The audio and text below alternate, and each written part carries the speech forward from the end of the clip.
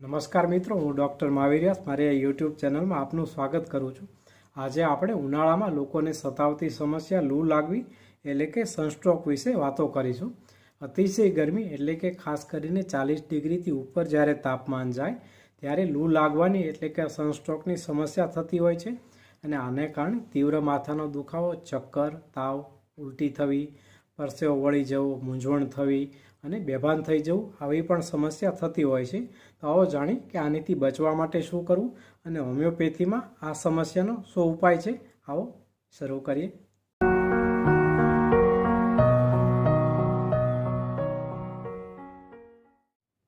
મિત્રો, જ્યારે અતિશય ગરમી પડવા માંડે એટલે કે જે આપણે વાત થઈ 40 ડિગ્રીની ઉપર જ્યારે તાપમાન જાય અને સનસ્ટ્રોકના કારણે એટલે કે લૂ લાગવાને કારણે જ્યારે લોકોને તીવ્ર માથું દુખવા માંડે, ચક્કર આવે, ત્વચા લાલ થઈ જાય, ઘણી વખત બેભાન પણ થઈ જવાય, ઉલટી ઉપકા, પરસેવો વળવો અને ખાસ કરીને ખૂબ જ ગરમી અને મૂંઝવણ લાગવી અને બોલવામાં તકલીફ થવી એટલે કે જીભ થોથવાય જાણે દારૂ પીધો હોય આ ટાઈપના લક્ષણો દેખાય તો આપણે માની લેવું જોઈએ કે આ લૂ લાગવાને કારણે થતી તકલીફ છે। ખાસ કરીને બપોરના સમયે 11થી 5 વચ્ચે જ્યારે અતિ ગરમી હોય ત્યારે જવાથી આ તકલીફ થતી હોય છે।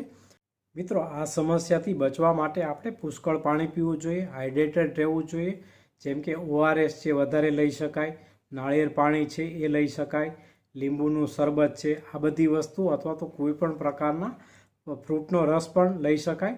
બપોરના 11થી 5ના સમય વચ્ચે બહાર જવાનું ટાળવું જોઈએ।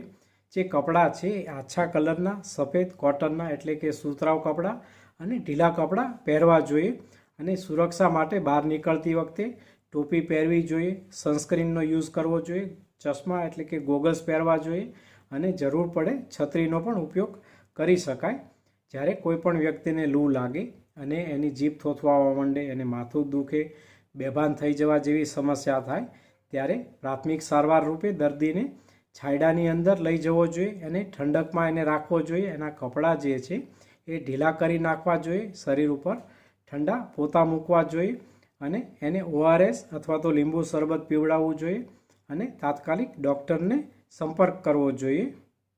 મિત્રો, સનસ્ટ્રોક માટેની હોમિયોપેથીની અંદર એક ખૂબ જ સારી દવા છે જેનું નામ છે ગ્લોનાઇન।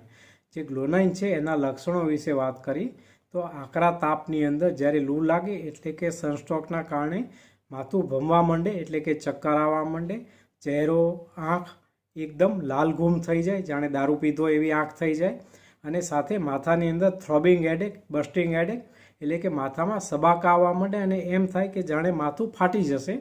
એની સાથે ચક્કર આવવાની સમસ્યા થાય, શ્વાસ લેવામાં તકલીફ પડે એટલે કે શ્વાસ રૂંધાય।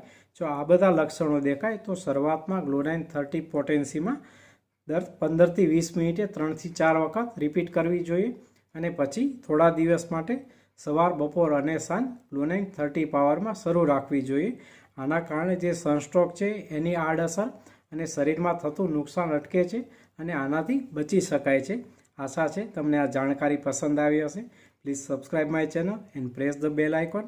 નમસ્કાર, જય હિન્દ, જય ગુજરાત।